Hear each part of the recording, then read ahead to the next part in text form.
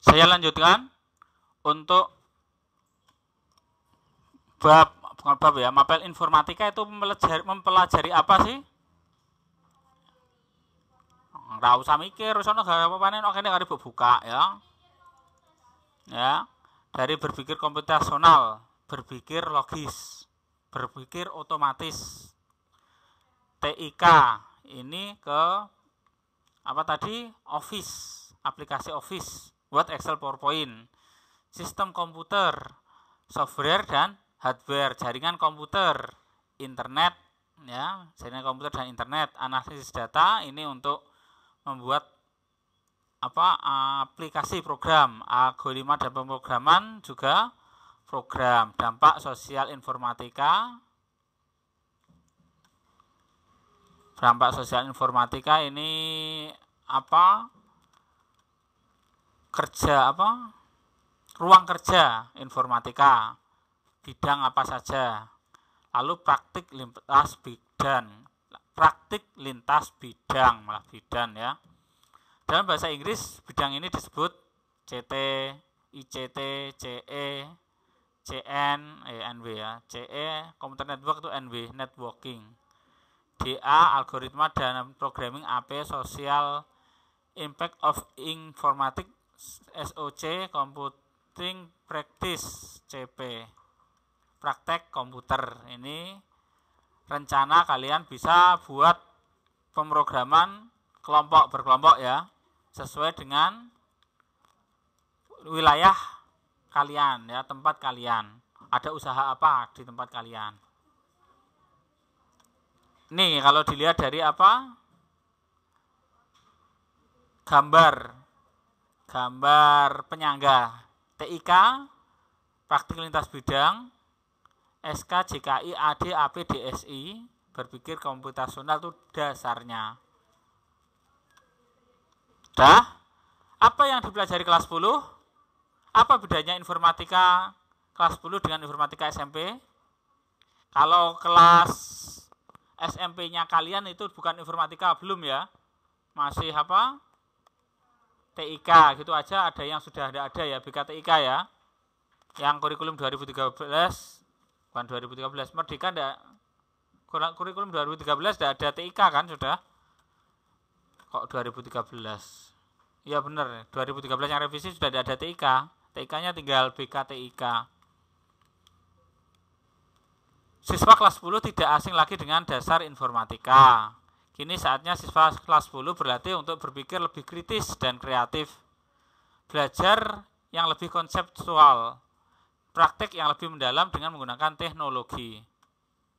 Lebih fokus ke persoalan dan solusi membutuhkan program komputer. Kenapa kalian dari materi dulu cuma Office, Word, Excel, PowerPoint ke coding? Karena kalian diharapkan bisa menyelesaikan persoalan, membuat solusi. Membuat solusi gimana? Ya buat program, ya. Banyak kegiatan kita yang sudah terbantu oleh informatika, bener gak? Kalian jual beli pernah online? Pernah transfer? Pernah memberi info? Transfer belum ya? Transfer OVO apa belum punya ya? Dah, Dana bisa. Oh, saya kira harus pakai KTP enggak ya? Bisa. Pakai KTP? KTP ini orang tua. Oh, enggak. Harusnya kan enggak boleh kan. Bagaimana komputasi akan dilakukan yang dengan lebih efisien dan optimal. Teknologi informasi dan komunikasi. Dalam bagian ini siswa kelas 10 memahami integrasi antar aplikasi. Hubungan aplikasi A dengan B, Word dengan PowerPoint bagaimana, Excel dengan PowerPoint bagaimana, Word dengan Excel bagaimana. Sistem komputer kalau kelas 10 komponen komputer sistem operasi, dari sistem operasi Windows, sistem operasi, sistem aplikasi Office dan lain-lain. Bagaimana data dan program disimpan dalam memori dan bagaimana instruksi diproses. Analisis data, Bagian ini siswa kelas 10 belajar tentang pengelolaan dan penyajian data bervolume lebih besar dan melakukan analisis yang lebih kompleks dari fase sebelumnya. Siswa kelas 10 juga akan belajar bagaimana mengotomasi pengambilan data dari internet. Ingat, setiap detik di internet muncul informasi baru. Kita tidak mungkin mengejar pengambilan data jika tidak melakukan otomasi. Algoritma dan pemrograman. Siswa kelas 10 akan belajar membuat program. Nah, ini loh, siap ya. Dengan menggunakan bahasa pemrograman tekstual. Dengan menerapkan strategi berpikir komputasional. Dikembangkan pada materi berpikir komputasional. Peralihan dari program visual ke program tekstual membutuhkan abstraksi yang lebih tinggi dan lebih sulit, tetapi ini menantang. Menantang memang pusing ya. Dampak sosial informatika. Dalam bagian ini siswa akan belajar mengenal dampak informatika di berbagai bidang seperti ekonomi, hukum, dan keterbukaan informasi. Juga mendapatkan gambaran dampak informatika di berbagai bidang serta karir apa saja yang terbuka di bidang informatika. Kalau kalian belajar informatika, kalian ingin jadi apa? Kerja ngelamar di bagian apa? Ya. Praktik lintas bidang. Selain mempelajari materi-materi di atas, siswa kelas 10 juga belajar bekerja sama secara kolaboratif untuk membuat rancangan solusi persoalan sosial yang harus mengandung perangkat lunak aplikasi. Informatika dan profil pelajar Pancasila. Informatika dan profil pelajar Pancasila. Nah, ini yang didengung-dengungkan di kurikulum Merdeka. Di era digital kelas 10 juga perlu membangun kebiasaan yang baik, menumbuhkan karakter yang baik di dunia nyata maupun digital. Karena citra bahasa Indonesia terpapar di dunia digital yang sangat terbuka akibat kemunculan dan posting konten orang Indonesia. Bagi pelajar Indonesia, karakter yang baik ini dirumuskan sebagai profil pelajar Pancasila. Memiliki ciri-ciri beriman, bertakwa pada Tuhan, dan berakhlak mulia. Berkebinekaan global, mandiri, bergotong royong, bernalar kritis, dan kreatif. Ini kalian kalau di raport yang sudah menggunakan kurikulum Merdeka ono gini. Rapotmu menggunakan kurikulum Merdeka ndak? Ndak, mulane ra ono tulisane ngene ya. Sok rapotmu delok ono tulisane ngene. Beriman dan bertakwa ono ngene ya. Rapot. Melalui mata pelajaran informatika, kalian akan belajar juga menumbuhkan karakter tersebut. Ini loh ya, A B C D E F. Ada 6 ya. Sebagai warga dunia nyata dan sebagai warga dunia maya, semua elemen pembelajaran pada buku ini diharapkan dapat mengasah kemampuan kalian bernalar kritis dan kreatif, serta melatih kalian mengaitkan suatu elemen pengetahuan dengan pengetahuan lainnya. Dalam proses belajar berbagai materi dalam informatika, kalian akan belajar untuk mandiri saat mengerjakan tugas-tugas yang diberikan oleh guru. Kalian juga mengembangkan kemampuan bergotong royong, nalar kritis, kreatif, dan saat berdiskusi dan berkreasi memecahkan masalah atau membuat proyek bersama teman-teman kalian. Loncat, tanya jawab. Teknologi informasi dan komunikasi berbeda dengan informatika. Informatika berbeda dengan teknologi informasi. Teknologi informasi dan komunikasi berbeda dengan informatika. Oleh karena itu, kalian harus menggunakan kedua istilah tersebut dengan tepat, sesuai dengan konteksnya. Teknologi informasi dan komunikasi. Ada 3 ya. Teknologi informasi dan komunikasi, dan informatika. Sudah dibahas di dalam dan didalami semasa fase SMP. Masalahnya SMP sebelum kurikulum Merdeka kan? Belum, jadi lagi keloncatan. Di bagian ini beberapa hal yang lebih mendalam tentang informatika yang sering menjadi pertanyaan banyak orang dan mungkin juga mempertanyakan. Juga pertanyaan siswa kelas 10 akan disajikan beserta jawabannya. Pertanyaan.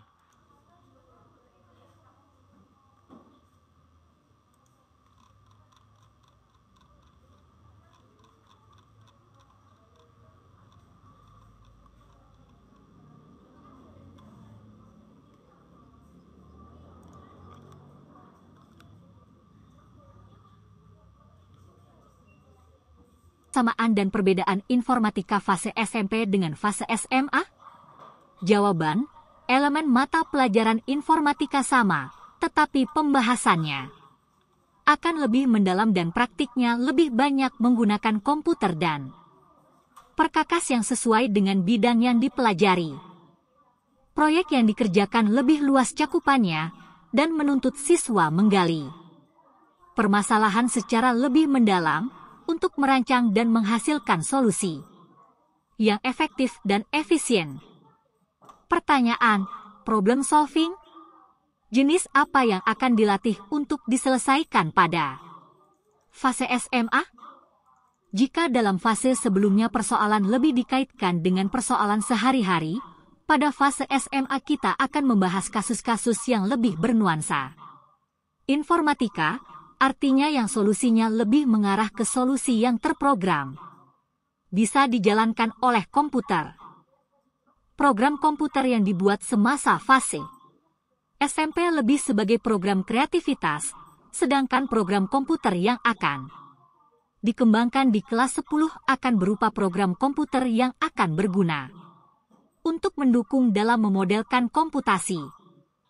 Pertanyaan, apakah informatika perlu untuk bidang sosial dan humanitas, sosium, dan seni? Jawaban, bidang sosial dan humanitas serta seni juga memerlukan komputer. Kalaupun siswa tidak akan memilih karir menjadi pengembang sistem komputasi, pengolahan data dalam suatu riset sosial akan membutuhkan perkakas pengolahan yang pasti membutuhkan informatika. Perkakas informatika ini disederhanakan antarmukanya sehingga pengguna bidang non-informatika hanya perlu memandang perkakas informatika sebagai black box. Artinya, pengguna bidang informatika tidak perlu tahu detailnya, tinggal memakai seperti banyak pemakai televisi atau kulkas tanpa perlu mengerti rangkaian elektronika di dalamnya. Tetapi, memahami struktur dari perkakas dengan baik dan memahami logika pengembangannya akan membantu pengembang perkakas. Sistem sosial banyak dimodelkan dan disimulasikan untuk mengkaitkan masa lalu, masa kini, dan masa depan. Simulasi memungkinkan kita melakukan percobaan dengan mengubah-ubah parameter dan melakukan what if analisis atau bagaimana jika. Pertanyaan, apa hubungan informatika dengan matematika? Jawaban, matematika adalah akar dari informatika, terutama untuk bidang logika dan matematika diskrit, statistika, dan analisis data. Informatika memadukan teori-teori matematika dan bidang lain dengan prinsip dan teori informatika untuk menghasilkan model komputasi yang dapat disimulasikan dengan komputer. Pertanyaan, apa hubungan informatika dengan ilmu pengetahuan alam? Jawaban, informatika akan menjadi alat berpikir saat mengembangkan model-model komputasi untuk bidang kimia, biologi, fisika, atau lainnya. Kemajuan kebutuhan pemodelan dan komputasi sains juga menyebabkan teknik untuk pengolahan, analisis dan interpretasi data bagi sains semakin baik. Pertanyaan, apa hubungan informatika dengan engineering, rekayasa? Jawaban, dalam proses rekayasa, insinyur-insinyur menentukan kebutuhan, melakukan analisis, perancangan, implementasi dan pengujian produk artefak. Insinyur sipil akan menghasilkan berupa bangunan, gedung, jembatan, atau lainnya. Insinyur mesin menghasilkan mesin dan engine untuk berbagai alat mulai engine pesawat, mobil, atau alat rumah tangga sederhana. Praktik lintas bidang informatika memberi kesempatan siswa untuk melakukan praktik proses rekayasa yang meliputi analisis, perancangan, implementasi dan pengujian sebelum mengembangkan produk artefak komputasional. Pertanyaan, kegiatan apa saja yang akan dilakukan dalam pelajaran informatika? Apakah sama dengan SMP? Jawaban, ya, masih sama dengan saat fase SMP. Siswa kelas 10 akan mengalami pembelajaran berbasis proyek, Project Based Learning PBL, pembelajaran berpusat pada siswa, Student Centered Learning (SCL), dan pembelajaran berbasis inquiry, Inquiry-Based Learning (IBL). Dalam pembelajaran berbasis proyek, siswa secara berkelompok akan membuat karya, proyek, untuk menerapkan pengetahuan yang telah dipelajari. Dalam pembelajaran berbasis inquiry, Siswa akan melakukan eksplorasi secara mandiri untuk suatu topik yang diberikan oleh guru untuk merumuskan pertanyaan-pertanyaan atau persoalan dari permasalahan yang ada. Dalam PBL dan IBL, siswa adalah aktor utama di kelas karena diberi kepercayaan untuk belajar menjadi mandiri, menemukan ide, berpendapat, berkreasi, dan menyampaikannya ke orang lain. Pembelajaran seperti inilah yang disebut sebagai pembelajaran yang berpusat pada siswa. Proses ini akan menumbuh kembangkan siswa menjadi ilmuwan yang berpikir kritis, kreatif, dan inovatif dalam mengajukan solusi-solusi. Pertanyaan, apa yang dimaksud dengan transformasi digital? Jawaban, transformasi digital mengacu pada proses dan strategi menggunakan teknologi digital untuk mengubah praktik pekerjaan dan bahkan kehidupan sehari-hari menjadi digital, yaitu lebih banyak memakai sistem komputer. Hal ini semakin mungkin karena masyarakatnya juga semakin melek digital, digital literate, perangkat keras semakin canggih dan justru menjadi murah serta berkinerja tinggi, powerful, perangkat lunak semakin mudah dioperasikan. Dan teknologi juga memungkinkan sistem beroperasi lebih efisien dan memberikan nilai manfaat bagi kehidupan. Pertanyaan, apa itu Big Data? Jawaban, istilah Big Data banyak disebut-sebut. Big Data adalah istilah yang menggambarkan data terstruktur maupun tidak terstruktur yang bervolume besar, yang cepat pertumbuhannya. Data tersebut membanjiri dunia digital karena semakin banyak orang mengisi konten lewat aplikasi, misalnya berkomunikasi, bersosialisasi melalui media sosial. Namun bukan jumlah data yang penting. Apa yang dilakukan organisasi dengan data itulah yang penting. Big Data dapat dianalisis untuk selanjutnya dipakai mengarahkan keputusan seseorang, memberikan rekomendasi, atau lainnya. Dalam organisasi dan bisnis, Big Data dapat dipakai untuk membantu proses pengambilan keputusan yang strategis dengan menggali halaman web yang dapat diakses secara publik. Pertanyaan, apa itu artificial intelligence? Semula, kecerdasan buatan hanya dikaitkan dengan robot yang menggantikan peran manusia. Sekarang, kecerdasan buatan tidak hanya berkaitan dengan robot. Kecerdasan buatan, Artificial Intelligence AI, memungkinkan mesin untuk belajar dari pengalaman, menyesuaikan input-input baru dan melaksanakan tugas seperti manusia. Sebagian besar contoh AI yang kita dengar dewasa ini, mulai dari komputer yang bermain catur hingga mobil tanpa awak, autonomous car, sangat mengandalkan pembelajaran mendalam dan pemrosesan bahasa alami. Dengan menggunakan teknologi ini, komputer dapat dilatih untuk menyelesaikan tugas-tugas tertentu dengan memproses sejumlah besar data dan mengenali pola dalam data.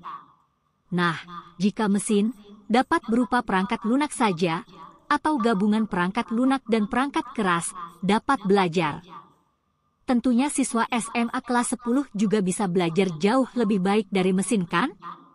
Manusia harus unggul dari mesin, karena manusia menciptakan mesin.